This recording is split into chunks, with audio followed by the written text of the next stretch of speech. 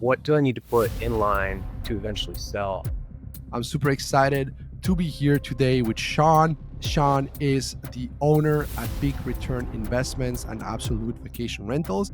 You got laid off. How do you go from that to the top agents in Arizona, top 1 percentile? You got to put yourself out there, man. That's all it really boils down to. I've always had the entrepreneur at heart spirit. I was always looking for an opportunity to do something different, to start something new. Or what advice would you give yourself as you were starting out again? Act like every guest that's staying is the most picky guest that wants to write a bad review. Don't you ever look back and think, oh gosh, I wish I hadn't sold that property. I wish I had found a way to keep it. We all have the one that we let go that we should have kept. You had to be thinking about an exit plan. How did that realization come to you? It didn't take me too long. It's actually pretty easy.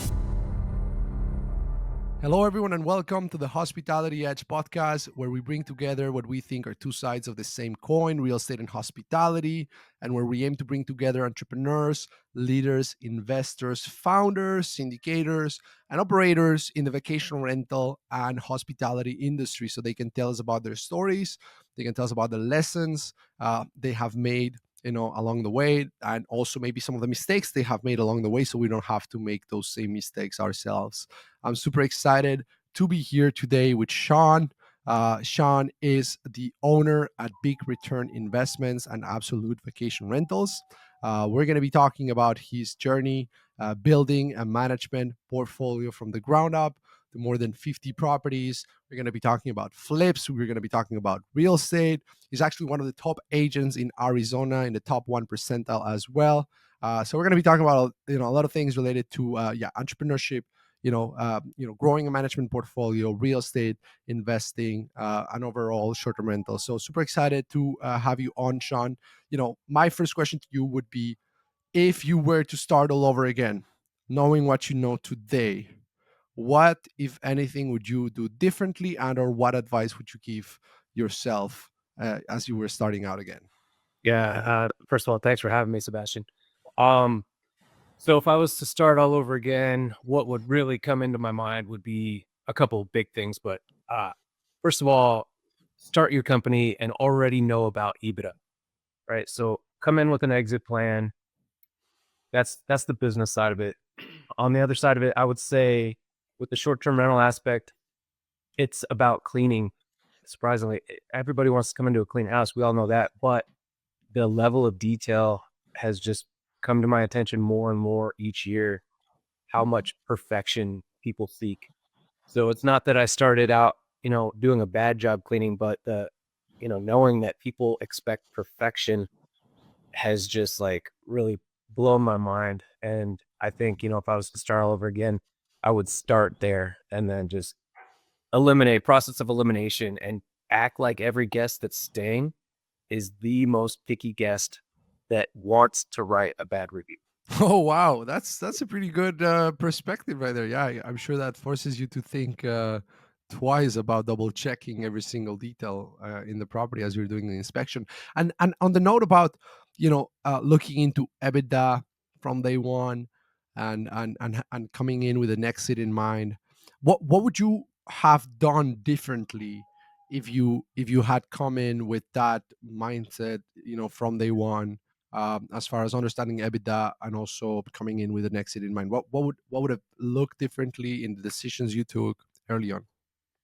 Yeah, I'd say the first thing would be knowing that you've got that vision at the end. So meaning the first year, a lot of people, including myself, didn't care too much about the write-offs, and meaning I wrote off too much. Like, people want to see profitability, right? So think about the profitability. If you're going to profit year one, let yourself profit year one, right? Don't write extra things off that you don't need to, because they look at year over year, they look at all your taxes, accounting, they dig deep.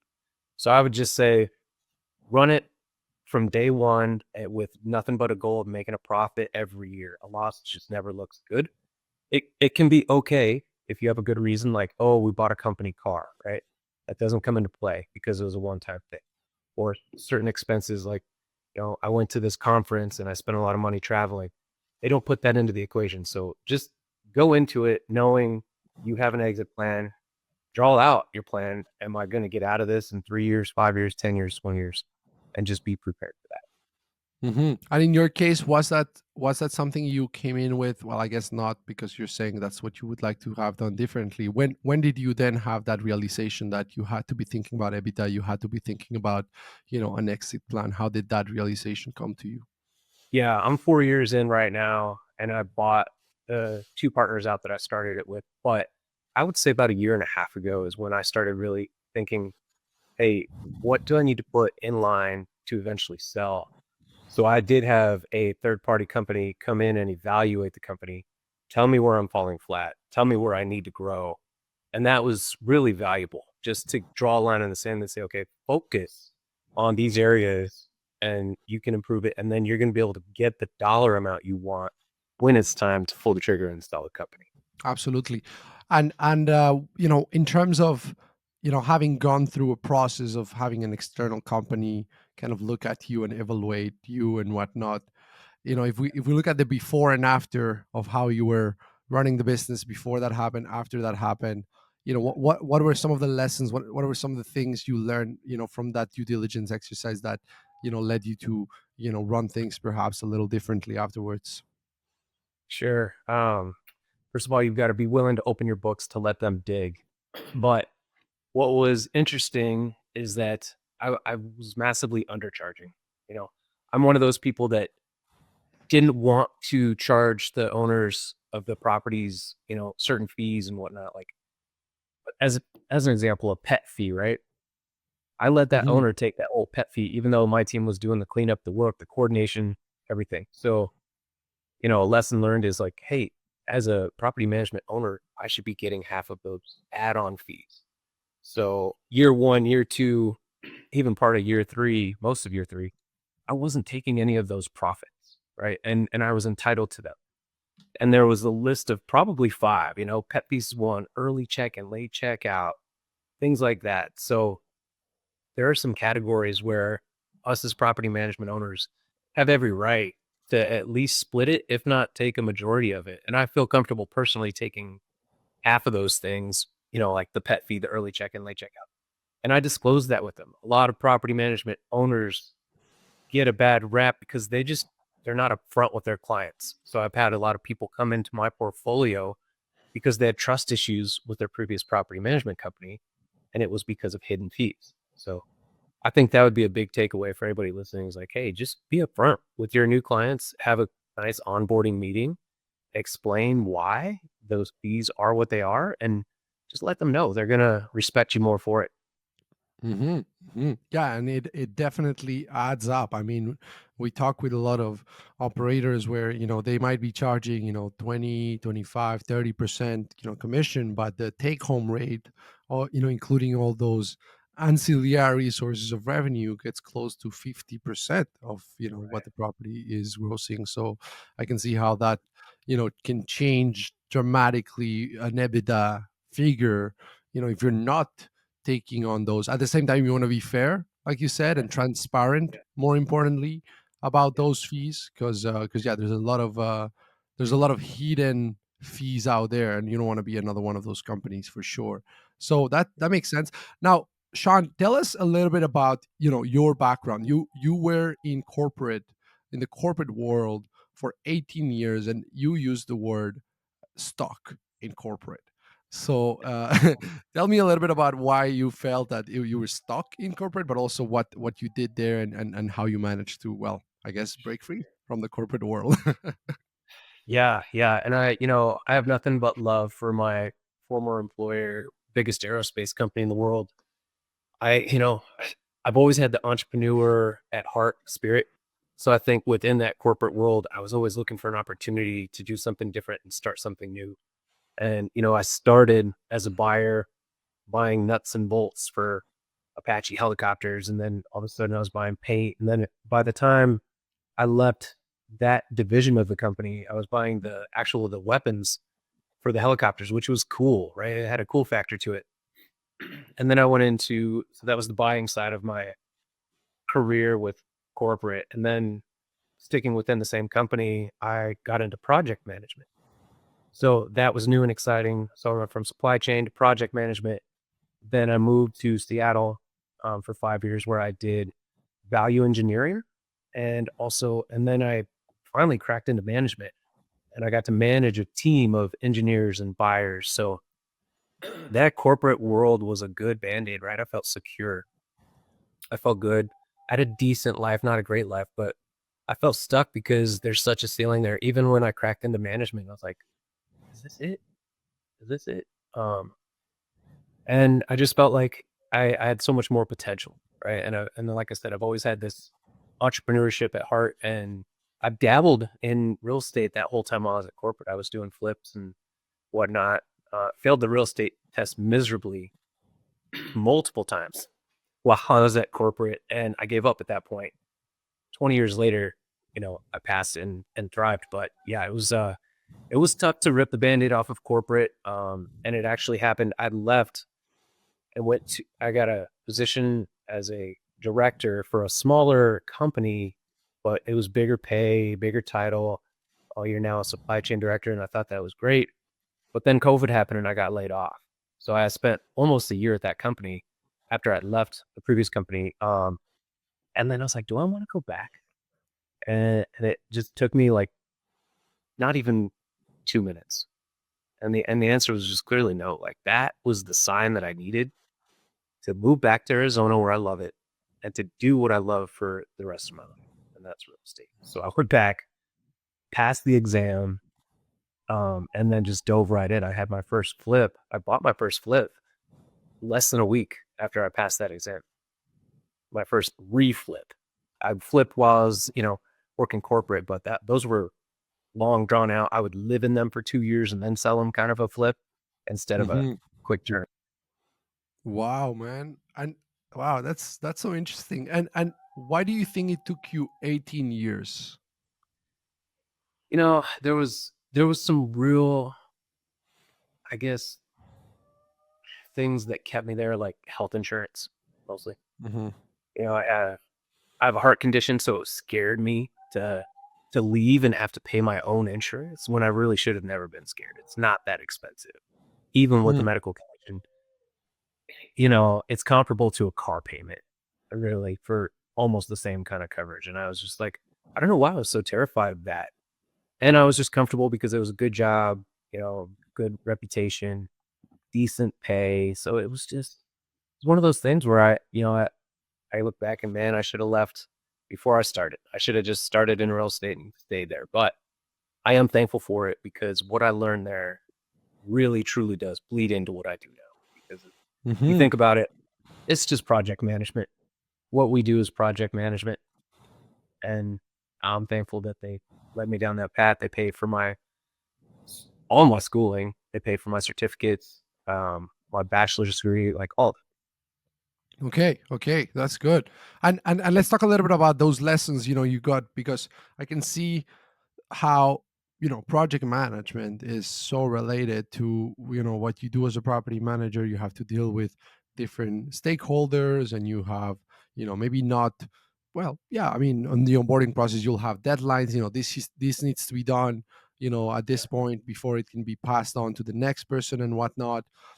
What about the buyer side of your career? Like, what are some of the things from that experience that maybe give you an edge now today when you're looking at maybe your expenses, or looking into, I'm sure the way you analyze a vendor or any kind of a solution is going to be much more detailed than your traditional Joe that hasn't been a buyer, and hasn't been a project manager, and hasn't been a value engineer. So what's unique about your approach there, and what you've learned from that?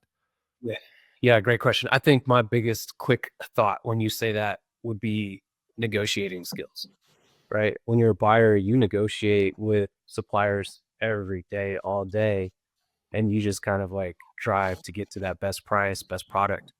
And that certainly bleeds into this too. Like that talked about project management, but you're at supply chain in general, and being a buyer really comes into play with both contractors on the real estate side and the short-term rentals, I would say, when it comes to things like that we oversee sometimes, like buying in bulk, so we have to buy linens, towels, all of that.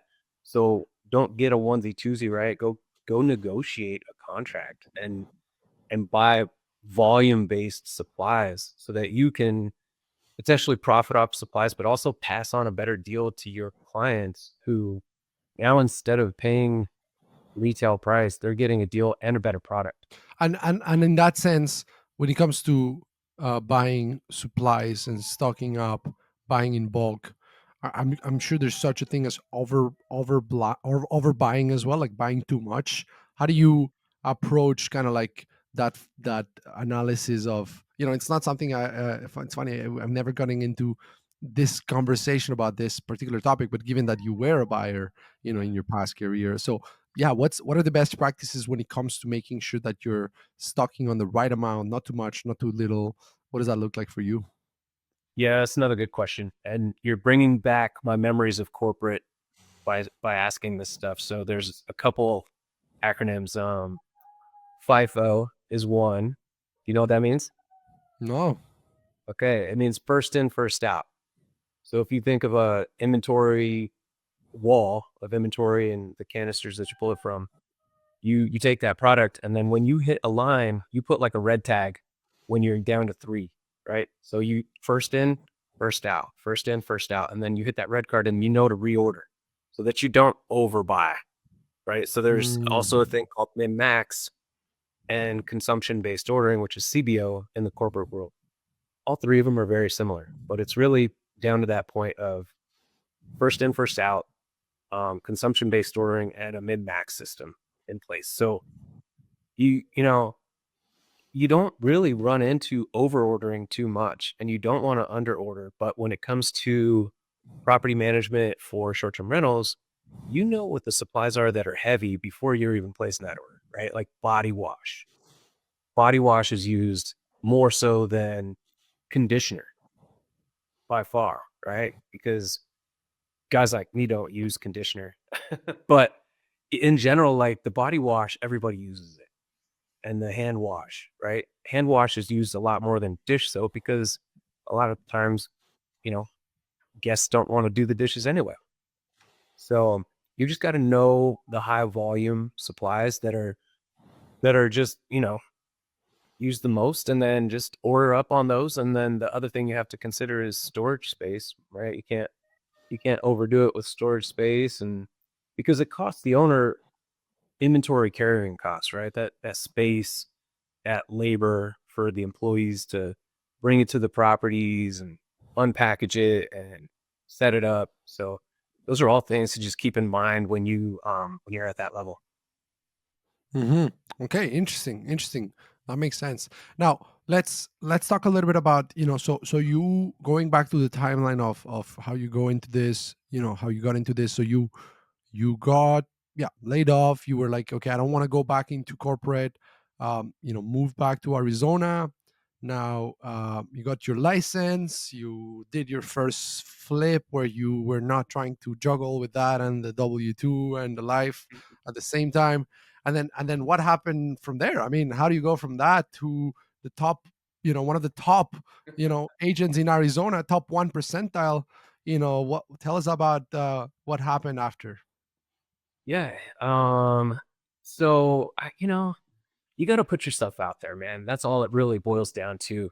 And I was lucky enough to have a big enough network in the corporate world that it still pays dividends in my real estate now because I've met hundreds of people throughout my 18 years and kept in touch with them, right? And told them what I'm doing now.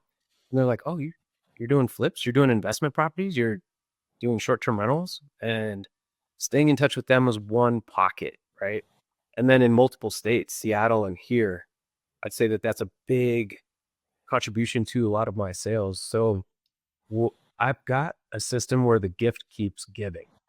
So what I mean by that is I'll have a friend or a stranger come up to me and use me to buy their house, help buy their house, right? Okay, Sean, will you represent me? Go find me a good one. I'm really good at finding a house that will bring that client money back on the rental situation. And it just comes down to area, just like anybody. But hey, in Scottsdale, these are the good pockets. You buy low, you remodel it, and then you furnish it, and then you put it in Airbnb. So I'm lucky enough to get the commission from them on the real estate sale, and then I manage it within my own portfolio. So that's why I say it's the gift that keeps giving because A, I sold them a house, I got the commission. B, now I'm managing their house and getting those profits on the rental fee. And then, hey, life happens. If they ever have to sell it, they're retiring, they're done, they're checking out, or a bad situation happened, they got it for whatever it might be. They're going to come to me to sell it, and I get another commission. Mm. So it's just a really beautiful cycle when you think about it that way. And one person can just trickle into several deals because they refer their friends, and then next thing you know, that one person, and this is a true story, I met on the golf course intentionally. I went intentionally as a one sum, right? You know, you can go play golf as a single. And I was like, I'm just going to put myself out there. Like, this was month one in being in real estate. Like, so I intentionally went to the course and got paired up with three guys. And me and the one guy hit it off just talking. He was from Seattle, and I just left there and told him what I'm doing. And he's like, I eventually want to get a place down here because he was just golfing, right? Visiting. And I was like, keep my number, man. I'd love to help you. And he's like, yeah, probably a year from now. And I was like, great. No problem. Next thing you know, this guy calls me back that night. And he's like, Mm. I was just looking online. I found one. And I was like, oh, that was fast. I thought you were thinking about a year. And he's like, no, I found one. And I was like, well, he said, will you help me? I was like, of course. So he was my first deal. It's my first Mm. deal. And that guy from the golf course has brought me 7 deals now between his referrals. So it just goes to show, put yourself out there and good things will come. Because if you don't put yourself out there, nobody else is going to do it for you, right? The referrals are great, but you are your own, ship. Like you steer your own ship. Mhm. Another example that's similar is I went to the bar intentionally at the lounge where you just sit at the bar to order my food instead of getting a table, whatever. Guy next to me, he was scrolling through Zillow, and I was like, "Hey, sorry, I don't mean to, look over your shoulder, but you looking for a house out here?" He's like, "Actually, yeah." And next thing you know, long story short, I sold him a condo, and I made $10,000 from just sitting there eating my steak dinner. So my Wow. point is, Yeah. put yourself out there. Put yourself out there. And you mentioned intentionally twice. So Yeah, what does intentionality mean to you? it means kind of like I just said, you got to put yourself out there intentionally. Well, you've got to make yourself available. You've got to initiate the conversation. So if I would have Be just showed up and proactive. asked the guy, Mhm. hey, are you looking for a realtor? Are you looking for something locally? Or if I would have not told the guy on the golf course what my specialty is and what I'm doing, Mhm. those wouldn't have happened. So go to networking events, go be open. You do the introduction instead of waiting for somebody else. Just be more social than you're even comfortable with. Interesting. Very interesting. Mindset as well. In terms of being proactive and just making it happen. And so for you, this short-term rental thing, when did that come about? Was it part of the model since day one? You knew, because you've gotten into turnkey flips as well with time. But is that something that you did from the get-go, or how did short-term rentals come about in your world? Yeah, another great question. So I as I was flipping, I've always been interested in real estate. So when I was living in Seattle, I came across the deal here in Arizona and I was just gonna buy it to flip it. But a buddy of mine mentioned Airbnb and short-term rentals. And I was like, oh, of course I've heard of it, but I've never thought to dabble in it.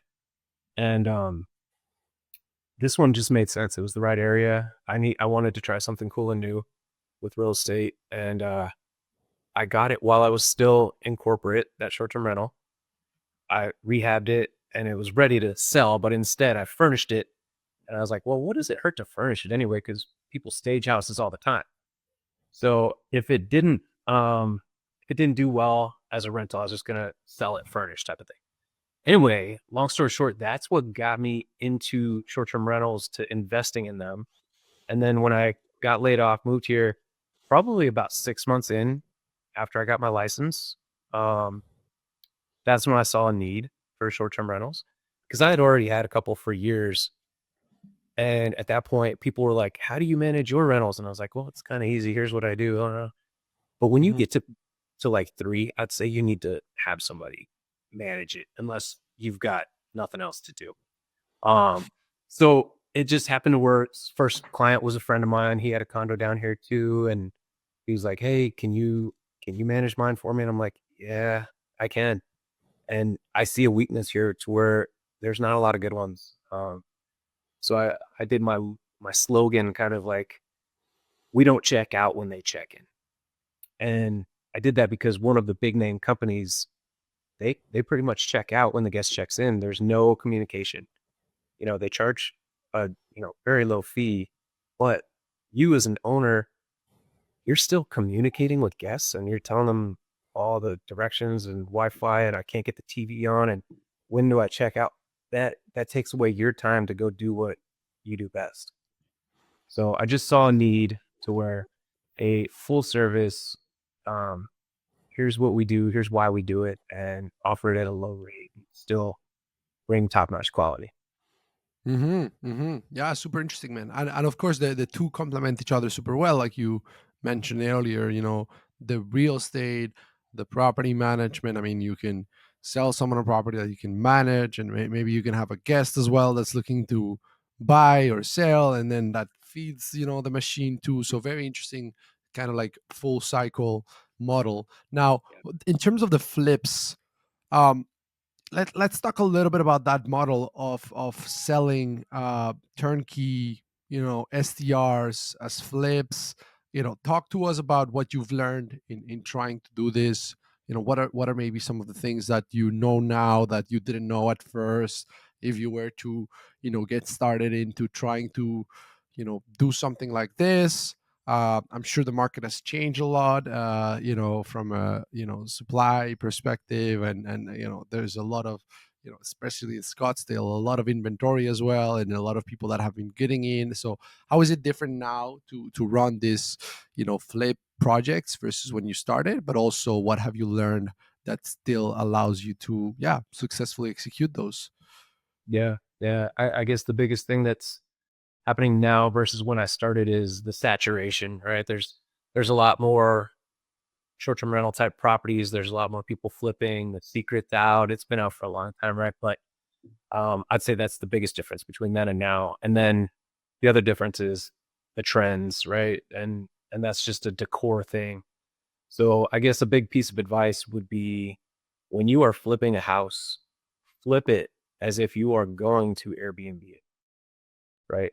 Keep it neutral. Keep the colors very neutral, high durability kind of thing. Don't go masculine, don't go feminine. Go right in the middle and keep it neutral. Like same with the landscaping, the paint, you got to think about all of that and keep it neutral and then build it like it's going to be an STR because anybody, if you build it like an STR and it's a single family, they still want it. They look at it the same, right? That's a beautiful home. But why not build it for that kind of like either or situation to where, hey, don't do crazy colors, right? In showers, don't do crazy colors on the floor.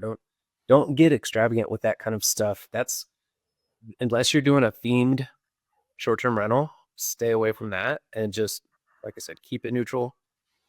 Build that flip as if it's going to be an Airbnb. And I think that's the ticket, right? Because you can hit a lot of different markets when you're selling it based on other short-term rentals in the area. Like a lot of my titles, I just title them Airbnb Gold, right? And then also great for a single family or a large family, whatever it might be. So I think those would probably be my biggest pieces of advice when doing that.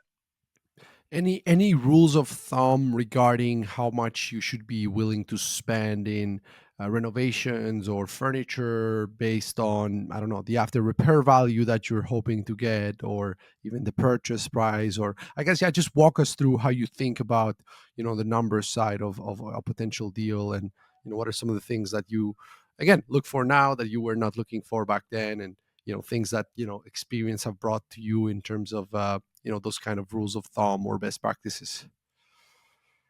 Yeah, I mean, I might ask you to remind me part of that, but I would say the biggest thing is just to like focus on the comps. Like, if the comps aren't there, just talk yourself out of it right away. Like you've got to look at the comps, and every state might be different. I don't know, but you just have a rule of thumb of, hey, within a circle, a mile, right? The comps have to support. So first, one of the best tricks in the book is just to look for homes for sale in a certain zip code, right? Pick your zip code, and then look at the lowest 5 houses in that zip code, lowest 5 priced homes, and then you look at the comps. And let's just keep it easy: $500,000 home. The best comp in that area is 800,000, and always remember it's got to be within a couple hundred square feet. It's got to be somewhat like for like. It doesn't have to be like, hey, 2 car garage versus a 1 car garage. That's still okay. Excuse me, the appraisers have their add-ons for those things. Pool versus not a pool. All that stuff is okay, but try to keep it somewhat similar. And if the spread is there, chase it, right? And if the comps are there, but when you're evaluating it, do it in worst case scenario, right? You're going to give yourself 2 maps. One is worst case, one is best case. Worst case, don't even buy the house if you're not going to walk away with, depending on your state. Here it's like 20, 25 grand. If you're not going to make at least 25 grand in worst case scenario, don't spend 2, 3, 4 months doing it, because your time is more valuable and you can go get better deals. So that I kind of elaborated on search criteria, but remind me what kind of else. No, I mean that's it, man. What do you look for? How do you look for it? I mean, rules of thumb. You just mentioned some. I guess just to follow up on what you just said. You when you talk about comps, we're super familiar with regards to comp sets. With regards to the pricing side of things. Here you're talking comps as in comparable properties. You want to understand the value or the price of those properties. Just to confirm, there you're talking properties that have sold. In your example, the 800,000, you're talking properties that have sold for 800 grand, or will you still look at properties that are on the market, for a Both. given price? And you're looking at both. I look at both, but I put way more weight on properties sold, right? Right, So right, right. an appraiser technically is not supposed to look at properties on market. They are supposed to look at properties sold. But give them to the appraiser anyway, because it does sit in, and they kind of like, Mm, they're like, okay, well, there is one for sale down the street for 25K higher. But if it's been sitting on the market for a month, that looks bad, right? Or 2 months or 3 months, whatever. So if there's one on under contract, also send them the under contract. So those 3 things, right? Closed, active, pending. So mhm, I'd mhm, say that those are mhm, some good things to look at on the real estate sales front. On the short-term rental front, it's just same thing. You've got to look within 2 miles to comp your house out correctly to price it, right? We all can use things like Price Labs and all the other um, pricing technology companies out there. But what I do is I override them twice a week. I go in twice a week and I adjust the prices on all 50 properties. I do it on Monday and mhm, I do it on Thursday, because none of our companies that we use for that purpose, like whatever, Wheelhouse, there's 10 of them. They don't know the market better than you do, right? We all know our own markets best. We know our seasons best. We know our events better than they do, and we know our houses better than they do. So they are good, and I do think you need to use them. However, when you're pricing properties out on the short-term rental front, override it. Don't be scared to go in there. And oh, by the way, when you do that, the rumor is it boosts the algorithm, right? So why not? mhm. Yeah, absolutely. I mean, we're big believers in what you just said. I mean, is what we do for a living. Overriding dynamic pricing tools. I mean, we call it revenue management, but essentially it's overriding, dynamic pricing tools and Yep. making manual adjustments above and beyond what the tool recommends. And yeah, some people think that's going to be a plug and play type of thing and just cross your fingers, close your eyes and hope for the best. But it rarely ends up well when you do it that way. And then you say the tool didn't work, but no, it's not the tool that didn't work. I always say the tool is a great plane. You can have the best plane in the world. It's really more about who's the pilot. And in this case, you've done a great job at managing to stay on as a pilot. Now, I don't hear a lot of people your size being able to still fit in with 50 plus properties, the real estate going on, the flips, to still go in twice a week and make those manual overrides. So how have you kind of like managed to keep this something that you do, twice a week. consistently, twice a week? Yeah. Yeah, so I do short filters, right? I'm not changing the price for the entire year. I'm changing the price from today up to 30 days out. So on Monday, I look at the whole week from Monday to Sunday, and I click that calendar Monday to Sunday, and then if you look at 50, a lot of those are already booked out. There's no action there, right? I'm only looking at 2 days available in all of these scenarios on all 50 properties, and it might be like 4, right? So that's really easy for me Mhm. to pop in and adjust. In the summer, it's different here. It's you got to lower the price more often, whatnot. And then the other time on Thursday, I just go from Thursday to Sunday just to trigger those last minute stays, and it works. Like there's very rarely anything open on the weekends in my portfolio, unless the owner steps in and they are like, "Hey, this is my home, my second home," and they're too attached, right? But I'm not a fan of going too low either. So you got to price it right.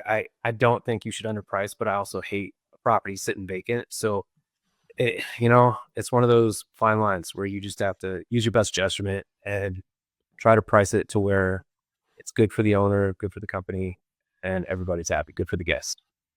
I'm curious to hear your thoughts on how you decide what that floor should be. How you decide what that minimum should be under which you rather sit empty. Is it based on kind of like, what the owner said as a minimum? Do you kind of push back and try to set your own minimums as well, or do you request for full pricing control to be part of your management contract? Yeah, how do you think about minimum rates?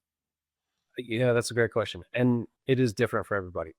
Some owners have, put their foot in the ground. Most of them are just like, go ahead and do your thing, Sean. So what I say to them is, I was like, let me cook. And then I just do my thing, right? This twice a week. And then, with the pricing dynamics tool doing their thing, it's a good 1-2 punch. I do think everybody needs to use them. However, I do also think that owners should override or dedicate somebody to do it. I happen to like it, right? It takes me 15 minutes twice a week. So I do enjoy that because it gives me an eye on the properties, an eye on the portfolio, who's vacant and why. And you've got to put into play when you said, all right, where's the bottom floor on it? You got to know the property's worth. Like, for example, I price my properties lower on Monday, Tuesday, Wednesday. And then I uptick Thursday, Friday, Saturday is the highest. And then I downtick to Thursday and Sunday pricings are the same. Um, so Monday, Tuesday, Wednesday, it is in your best interest to price them at that floor if it's not booked. And that floor depends on each property. You've got to consider the work that goes into it, like the booking. So, for example, in the dead of the summer, out here in a very basic home, right? July in Scottsdale, right? You just can't go below 100 because then you just get bad guests, right? So 100 is the floor. Now, if that house is a 6-bedroom fancy house, that's way too low.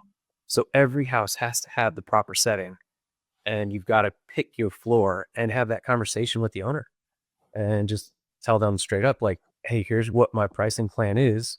Are you on board with it? And they almost always say yes, but some just are really attached, and you've got to respect that. But if they get too attached and you're not making the bookings that need to like make it worth it for you as an owner, it's okay to let clients go, right? And that's a reason to do it. If they don't generate the income because they're too hard headed, just let them go. Yeah, no, I fully agree with you. I mean, because that's the thing. The business model of a property manager is you charge a commission on, whatever this property generates in gross bookings. You can have a property that has the potential to generate a ton of money, but if you are looking at that potential and then all of a sudden a minimum rate that is completely out of the market set by the owner, takes that, potential completely away, and it just like, it doesn't matter that the house is amazing, and yes, you're so excited because it could do so well, but to your point, if the owner is not willing to give you the pricing flexibility that's needed, then what's the point? I mean, you won't be competitive, you won't book, you won't have traction, and it's just going to be an uphill battle. Just to add as well, with regards to what you said about setting minimums, we like to look at fixed costs, variable costs as well in that consideration. So just like, hey, what's the variable cost of getting an incremental guest? As long as we break even on that, whatever Yeah. extra dollar we can get on top of that is helping the owner Yeah. cover fixed costs that they would have had to pay for out of pocket. But yeah, there's definitely a price floor under which, like you said as well, you're not getting the kind of guests that you want to have. And I just want to add on this note, you just said it, and I think this is so important. You said you enjoy this. This is so key as well, is that being self-aware enough as a founder to know what you enjoy and what you don't enjoy. And I'm not surprised you enjoy it, with the kind of a background you have, supply chain, value engineer, buyer, all those things you did as well, make it so that, I mean, yeah, you're clearly a numbers guy, right? But tell us Yeah. about how that has changed with time, with regards to where you spend your time. How have you evolved, as an owner of the business, in terms of what you consider to be important as far as you spending time in that particular area, in that particular function? Yeah. Yeah. And let me go back one more point on the pricing. Yes. All of us vet who the guests are, right? So we have a wall to where you've got to have at least 4 stars, or if you're local, you've got to have a good story on why you're booking. So that's the last point I want to make on that. And it's important because, you've got to convince your owners that there are things in place, tools in place that bring the proper guests in. They don't want a bad review, right? So you can set your guidelines however you want, but there is a function there that can kind of vet them to where they feel more comfortable. Absolutely. So just Absolutely. wanted yeah, just wanted to get that out there. Timing, as far as creating more time, and I think this is key just to hire the right people, right? So that's really a people thing. And, you know, the first 2 years, it was almost like no time off, right? But this gets back to your very first couple questions. Exit plan and EBITDA. You got to sell your company, you've got to show that you don't have to be there. Right? And Hmm. that's something that companies look for because your company, at the end of it, when you're ready to sell, you got to have that company like a well-oiled machine. And for that to happen, you got to eliminate yourself from everything, almost just turn yourself into a brand ambassador. Right. So think like that when you guys are building your companies. I need to figure out a way to just become the brand ambassador. And maybe you help with onboarding, maybe you help with marketing ideas, go to meetings, things like that. But your day to day shouldn't be very heavy. Right. So that's a key thing, what I'm trying to do and I'm getting better at. And I've got a lot of virtual assistants, right? And they come into play for that. They're great to have. It's important to have virtual assistants, but also boots on the ground, right? And clients want to know that, hey, you've got somebody physically doing the proper stuff, right? So I think a balance between people and delegating is the key with that. And then having a Hmm. hiring plan as you grow, because you're at 20 properties. What do you need when you go from 20 to 30? Because you're going to need something, right? You're going to need either another person answering phones or whatever it might be. And it depends on the properties and the foundation you built. But every time you scale, I would say 10 properties has been my number to where I know I have to hire more help. Either it's a home inspector, virtual assistant, or just help on the back end. So just have that plan in mind when you grow and you're going to put yourself in the best position. And that's something that I didn't know when I first started. And, obviously you kind of think about it as you're growing, but to have that plan ahead of time and had it written down, like, okay, when I go from 5 properties to 10 or 15, 20, what is my plan? How much more work do you see coming into the pipeline to where it could impact and make it look bad on you if you don't have the proper coverage? So this is something to Hmm. really think about as you're getting started.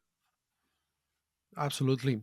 Now, you mentioned earlier that you had to, at some point, buy out some of your partners in the business as well. Lessons that you can share, from that experience, as far as, things to do or not to do when you're getting into a partnership with someone, or anything else you might have learned in that process? Yeah, I actually have a good story with it. So there was three of us. It was actually my best friend and his mom, and he and his mom were in a similar life situation to where they wanted to start something new and exciting. And his mom was actually a property manager for an apartment complex. So, that was a good fit. But we found out very quickly that it's not the same animal, right? For to manage short-term rentals versus an apartment complex, it's a different beast. Um, and it came down to like a point where, hey, we need to slow down and from their side of it and kind of perfect some things. And I was like, well, I appreciate that, but I want to step on the gas. Right. So we just came to that point where it's like, okay, they wanted to be, and what they said wasn't wrong. They just were in a different position where they didn't want to grow as fast. And for me, I get back to that exit plan. And to get there, here's what we need to do. So just that stress, I think, is what happened with her. And then, he started, I know, a couple of other entrepreneurship ideas, which him and I are still best friends. I was the best man at his wedding. Couldn't be more proud of the guy. And we were accountability buddies. So we talk almost every day. So the split was just fine. Just be cautious. And I think it comes down to visions when it comes to that. So if you are going to partner with somebody, whether when you start or let somebody in, make sure your visions align. Absolutely, absolutely. And then, yeah, like you said too, the difference between, the property management, in the long term rental world, short term rental. I mean, a long term rental tenant, you tell them, I'm gonna come tomorrow morning to fix your problem. They're stoked. They're happy. They're like, oh, you came in the next morning. You're the best. Short term rental guest, you go in the next morning, you forget it. You're getting a bad review, and you're getting banned on Airbnb. Like, I mean, I'm exaggerating here, but you got to go in right away. Yeah, there's not really a 5-star review option for long-term rental. So yeah, we survive by our reviews and our reputation. Yeah, no, for sure. And then, when it comes to right now, when you're thinking of, again, you've brought this up a couple of times, building with an exit in mind, thinking EBITDA. So if you think about the areas that you need to kind of like continue to work on today to get your business to a point where it can become an asset that is sellable, that private equity or a larger PM is willing to pay for, you've gone a long way. You've taken it to where it is today. What are the things you still need to work on to take this business and turn it into a real kind of like sellable asset? Yeah, yeah. And I would say 50 is probably the number where you're starting to get a door knock. Like, hey, we're Hmm. interested. I recently had my first inquiry to try to buy.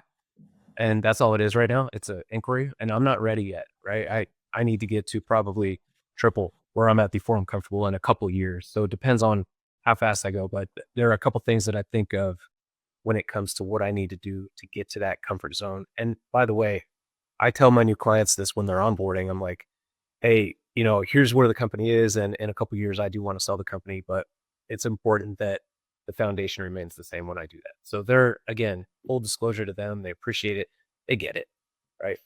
But I'd say the two things. One of them is I need to get a revenue manager, right? So to get a revenue manager on board means a couple things for that position, but primarily, hey, they need to be making the sales calls. Right now, I'm doing a lot of referrals come into me, realtor referrals, friend referrals, friends of friends type of thing, instead of going and chasing them. So, I do pay for some lead gen stuff and I don't even use it. So I'm guilty of that. So I know I need to laser focus on that. Hire a revenue manager whose primary role is just that to go find it, make the cold calls, the lukewarm calls, I'll call them. So that's one. The other is to acquire some small time property managers that really just want out anyway. So, if they have a portfolio of anywhere from 2 to 20, right? That's something that I would be comfortable taking on and just saying, okay, hey, let's make this a win-win. And I've got to focus on acquiring some of those to get to my end goal faster, right? I could do it without it, but it's going to take me a lot longer. So how do I go and acquire some of these smaller companies that are, in need of some help, and it's a win-win? I lost your Looks volume. like looks like I was on mute. I was saying just some Right. M&A and then streamlining the revenue management department. That makes a lot of sense.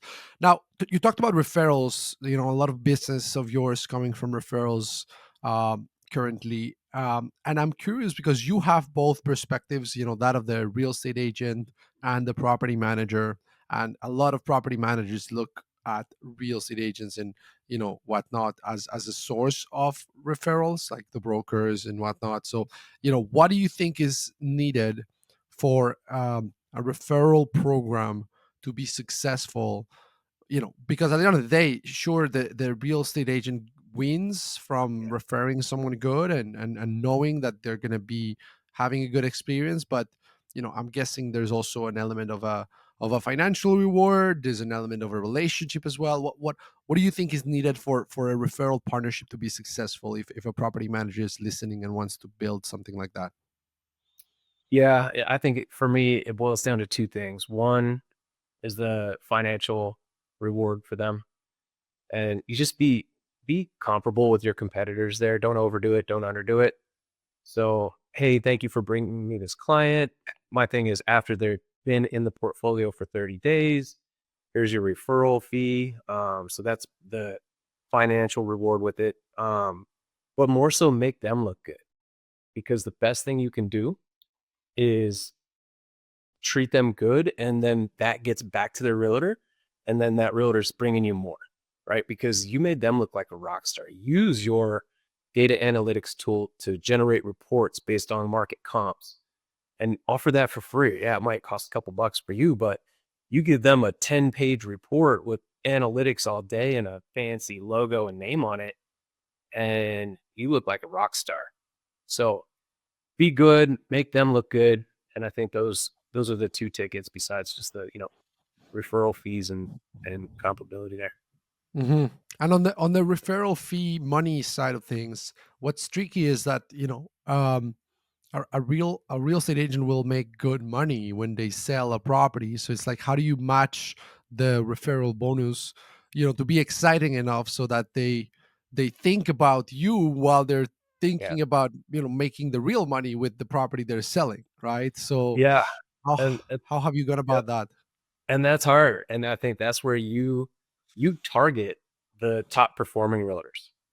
That's what I think, because they're not going to get excited about a small referral fee, but if they refer you 10 clients a year, that adds up, right? For them and for you. So target the high volume realtors from our position, and win them over.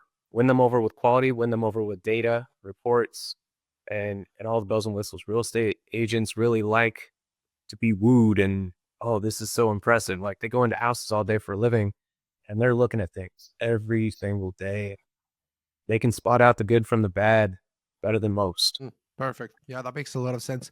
Now, on the real estate investing side of things, given Scottsdale's popularity in recent years, and also the saturation component you were mentioning, and all these dynamics playing together. What is kind of your approach right now when you're helping your clients find a real estate investment to do STR? Have you had to start looking into new areas, new emerging areas, or there are still opportunities to be found, but it's just you got to look deeper, harder, longer? Like, what's the reality of finding good real estate deals these days? Yeah, and I do kind of go across the valley here. So I'll have a property in Mesa and Glendale, but I'd say 80% of the portfolio is in Scottsdale. So don't be scared to go out of your bubble, for one. And it's all about the ROI. It is tough right now. I can't sugarcoat that, to find them a good deal that'll generate money right away. You've got to get a great deal. Even a good deal is like, you'd be lucky to break even. So the people that have had owned a house for more than, I would say, 3 years, they're in the best position, right? 3 years or longer, they're in a position unlike the one that you're trying to sell a new house to, getting in the game. So again, that comes back down to disclosure. Hey, you're going to buy a short-term rental, but this is a long-term investment. You got to point out the things like, hey, your home is going to be getting equity while they're paying the mortgage, right? So you've got to do your coaching to the clients, and don't don't make yourself look bad by promising them profits year one. I would actually say you might take a bit of a loss, you might break even, but you also know if it's going to be a slam dunk and they're going to make money. So the biggest thing related to that is how much you putting down, right? Because if it's a 5% down and you're treating it as primary, or you got some lender that was able to get you a second home for 10% down, whatever it might be, it's hard to make money, But if you're putting 50% down, or if you pay cash, boom, let's go. So it's thinking hard about what kind of a down payment you want to be, you're comfortable with giving as well. And what about you as an investor? What does the investor Sean, look for right now? Is the investor Sean kind of like not necessarily in acquisition mode at the moment, and more so Uh, like, trying to have cash reserves, or what's the investor Sean have to say so about this? Investor Sean, I would say from June to January, pressed pause. Hmm. Investor Sean from January to today is stepping on the gas. So right now I've got, I think, 4 flips that I'm doing. Um, and I target, again, I look for the ROI, right? I look at the comps, and I buy on market and off market, probably pretty equally. Like, I've got all these wholesalers beating my door down and giving me all these deals every day. And you just got to know, like today I looked at one that's on this street actually.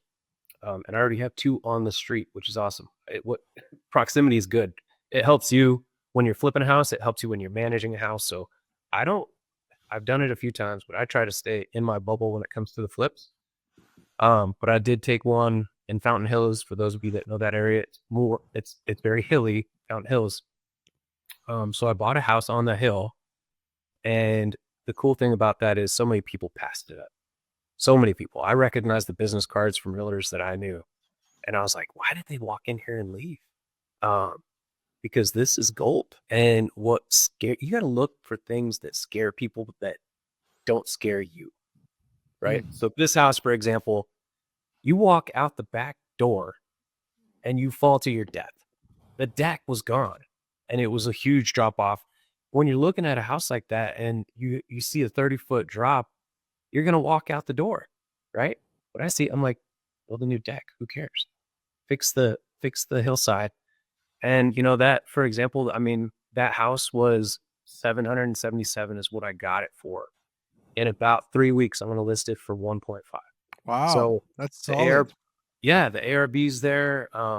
Whether I get that or not, we'll find out. But the comps were there, and people just got scared of, you know, the ugliness, the scariness, and oh my gosh.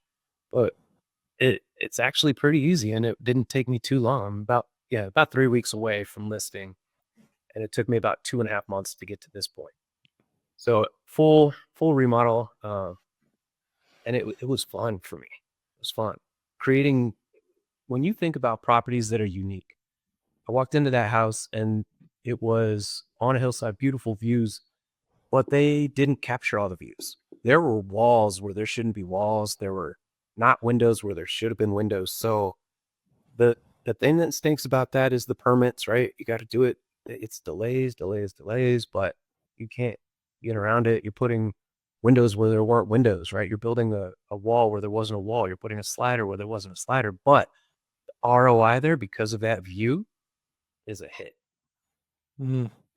And how do you personally know if you should flip a deal versus keep a deal? I mean, you were like, if it's, maybe you can just keep it and benefit from the appreciation and, the cash flow. Like, how do you decide if it's a flip or if it's a keeper? I love that you asked that, because there are people that ask me that too. Oh, I go back to what I mentioned earlier and flip it like it was a short term rental. And that is a big reason why I said that. Because if it doesn't sell for what you want, keep that thing. Keep that thing and rent it out. And I see the vision with this house specifically, where if I don't get that top dollar, I'm keeping it. And I'm going to furnish it, and it's going to be on my portfolio that, days after. So I'm excited, and part of me hopes that it doesn't sell, because it would be such a fantastic short-term rental. Mhm. So But that's my your default still, like, you still try to flip first. And why? Like, just because, like, you hear a lot of real estate people be like, buy and hold and long term, there's nothing that's going to beat that, and the appreciation, and you can write things off, and it's going to pay for itself, and maybe it's even going to cash flow if you get it, such a good deal. So what, like, is it just the speed at which you're getting the return? Is it just like it ends up being more money really than you could ever get long term by holding? Like, why?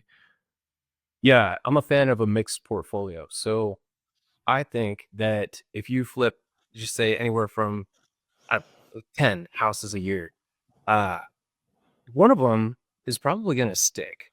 And I think that you should keep one house a year, depending on where you're at in life and volume and whatnot, right? But when I first started, it was like, okay, buy one and flip it because I can't keep it, holding costs, et cetera, whatever your reason might be.